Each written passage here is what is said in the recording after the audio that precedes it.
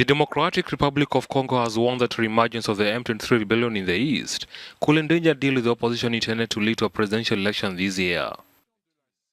In a letter to the President of the UN Security Council, Congo's government detailed a series of M23 incursions that began in November and accelerated last month. DRC said the fiscal strain will imperil the political agreement and perturb the electoral process itself. Lack of money was one of the reasons cited by President Joseph Kabila's government for its failure to hold elections last year as scheduled. M23 was Eastern Congo's most powerful rebel group until its defeat by Congolese and UN forces in 2013. Many of its fighters fled into neighboring Uganda and Rwanda, where they've been kept in camps.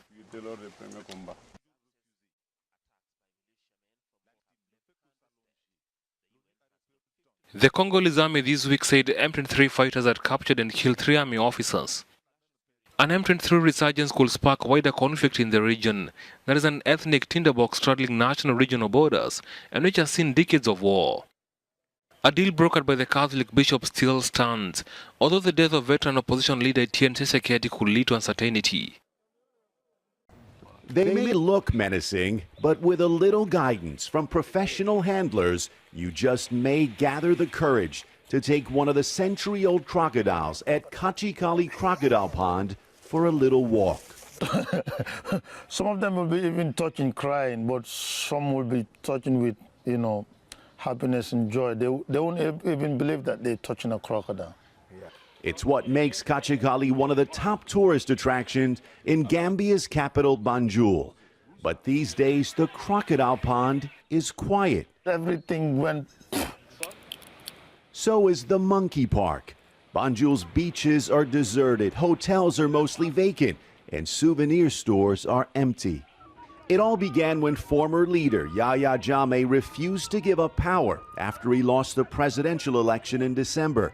That led to a state of emergency in political turmoil that forced thousands of tourists to rush back home. It seems that the entire world was coming to an end. Abdoulaye Haidara, head of the tourism board, says Gambia averages around 4,000 tourists a week during its peak month of January. Almost all of them evacuated within days. That was the beginning of the nightmare that we went through. To this day, a tourism industry that generates 20% of the government's revenue is still suffering. But with new President Adama Barrow's peaceful return from exile, tourism is starting its comeback. Right now is the perfect opportunity for us. The tourism board plans to ask the new government for an increase in advertising money to help convince travelers why they should come back to Gambia's pristine beaches, nature reserves, and exotic tourist attractions. Gambia's tourist attractions are certainly fun, but many say Gambia's best feature are its people. Some of the most hospitable, most fun-loving people you'll ever meet. I think it's the way we are brought up. It's why Gambia is called the smiling coast of West Africa. There is no country on earth that is so peaceful. So peaceful, even the crocodiles seem friendly. Reza Seya, Al Jazeera, Banjul, Gambia.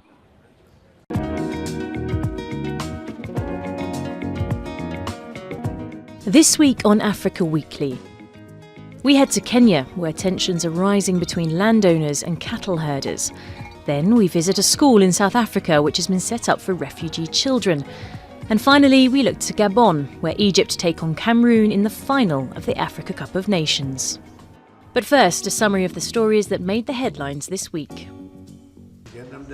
African leaders reacted to US President Donald Trump's immigration ban targeting citizens from 7 predominantly Muslim countries, including Libya, Somalia and Sudan.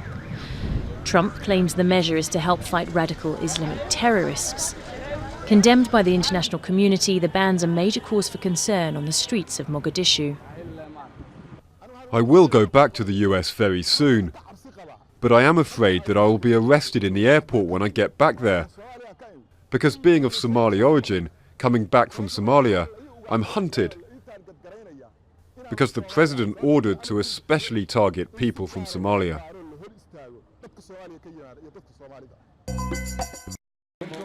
Morocco has been welcomed back into the African Union after leaving in 1984. 39 of the AU's 54 member states agreed on the move. Il est l'heure de rentrer à la maison. It's time to go home, at a time when the kingdom is among the most developed African nations, and when a majority of member states wish for our return. We chose to get back to our family. Nous avons choisi de retrouver la famille. African leaders elected Chad's Foreign Minister Moussa Faki Mahamat as president of the Commission, and the rotating presidency of the AU passed from Chadian President Idriss Déby to Guinean head of state Alpha Condé. Congolese opposition leader Etienne Tshisekedi died in hospital on Wednesday in Brussels. The announcement of his death was met with sadness and apprehension as political negotiations continue to establish a power-sharing deal agreed after President Joseph Kabila refused to step down in December. President Etienne Tshisekedi, who just left us, devoted his whole life to implement democracy in our country, and he gave us the mission to fight to obtain a change in power, and we'll continue this fight.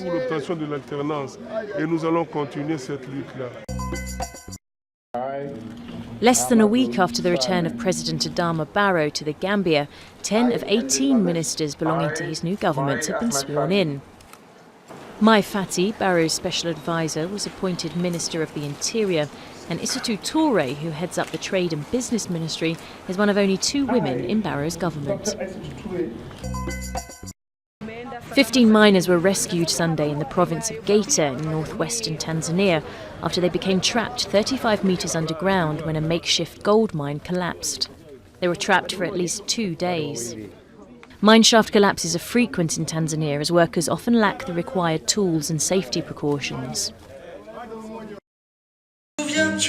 French singer M was in Mali for the Festival Acoustique Bamako to present the world premiere of his new album, L'Amo Mali. He joined Malian artists Toumani and Sidiki Diabete.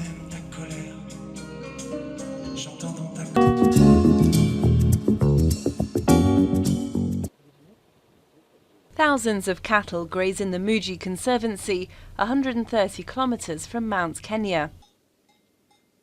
But the elephants, buffalo and impala have disappeared. That's because last January, local herders cut through the fences, bringing in around 30,000 cows, sheep and goats, with devastating consequences. 20 years of a lot of time, effort, sweat, a lot of money. It's fallen apart in 2 weeks, literally destroyed. Attacks on wild animals have become more common as competition for land intensifies in the region of Laikipia. To resolve the situation, some reserves have set up grazing agreements with the local communities. Loisaba Conservancy allows herders to graze a certain number of cows on their land in exchange for a small sum of money. We are neighbours with Loisaba. We have a stake in it. But some do not care about being good neighbours. I'm willing to pay to feed my cows and help my environment. But during times of drought, this exchange can quickly break down. And if the conservancies aren't protected, some fear they'll become deserts. There's a pretty apocalyptic kind of vision that will end up literally with lots of people, pastoralists, communities, left with no rangeland whatsoever to access. Livestock dying off, no food because they rely on their livestock for their food and all the rest of it. We'll see charcoaling of the bushes, and the terrible vision to me is the guy sitting in a desert with a begging bowl waiting for aid food. Local leaders have stoked tensions by encouraging herders to graze the land they say belongs to them. And with elections due in August, few expect the government to step in to resolve the disputes.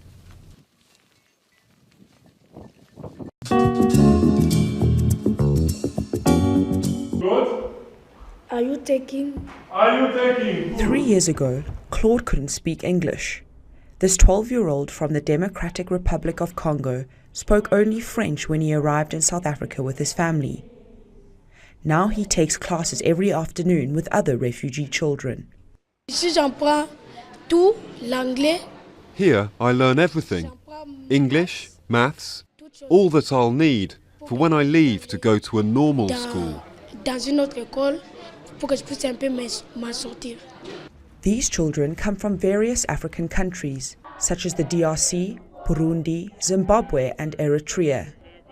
They are denied access to public schools as they lack the legal paperwork and the financial means, and struggle with language barriers. The Sacred Heart College, an expensive private school, opens its empty classrooms to them after hours, in a program called 3 to 6. We became a multiracial school in 1976, and we consider the treatment of refugee children in South Africa to be a new social injustice. Some of the children have experienced xenophobia, ranging from insults to attacks, as the Rainbow Nation struggles to accommodate its many asylum seekers. A problem the teachers understand all too well. They are refugees themselves who can't work in mainstream South African schools. Thanks to this program, we can give our best being refugees, because they are our children. I feel proud to help these children, refugees, like me, for their future.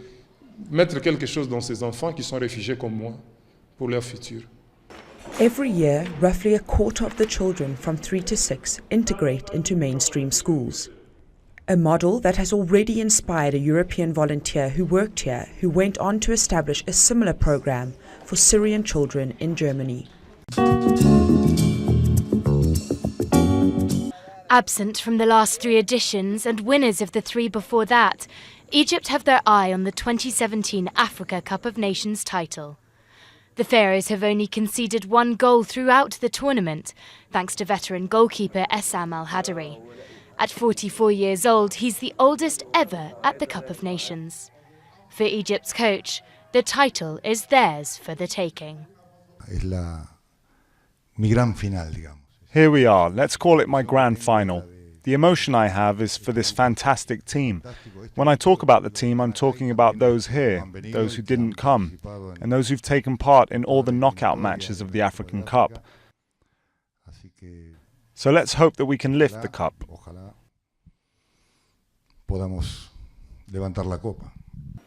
Also hoping to lift the cup is Cameroon. Their strong teamwork and heroic goalkeeper Fabrice Ondoa have transformed the squad in their journey towards the final. But in order to be crowned champions, they'll have to break a curse.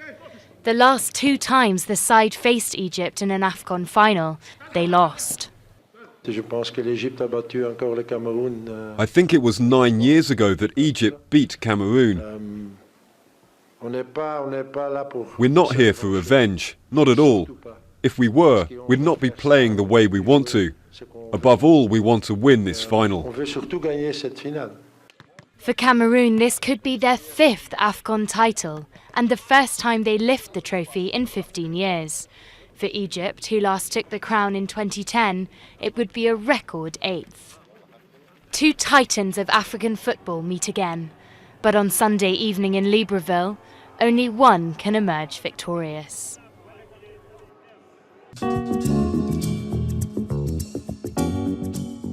Before the Afcon final, Ghana go head-to-head with Burkina Faso in the 3rd place playoff on Saturday. Sticking with sports, next week we visit a football academy set up in a Kenyan slum. That's all from us at Africa Weekly. Until next week.